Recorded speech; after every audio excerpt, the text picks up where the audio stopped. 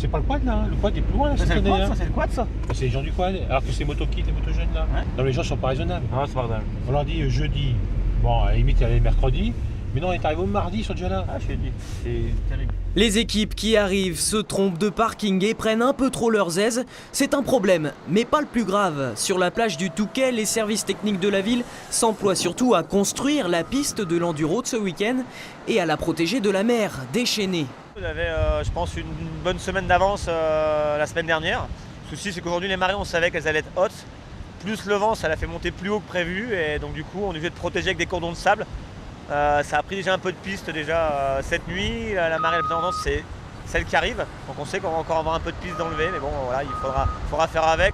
Dans la ville, on s'active aussi, ici pour tracer les places de parking pour les quads, là pour protéger la verdure du Touquet, 1200 mètres de filets à poser autour d'une vingtaine de massifs. Vous avez peur de quoi en fait? Disons qu'on protège nos massifs de fleurs contre les risques de piétinement. C'est pas vraiment les motos, c'est plutôt éventuellement les gens qui pourraient les traverser et abîmer nos massifs, nos plantes. Les rues du Touquet sont paisibles. Les barrières de sécurité attendent d'être installées.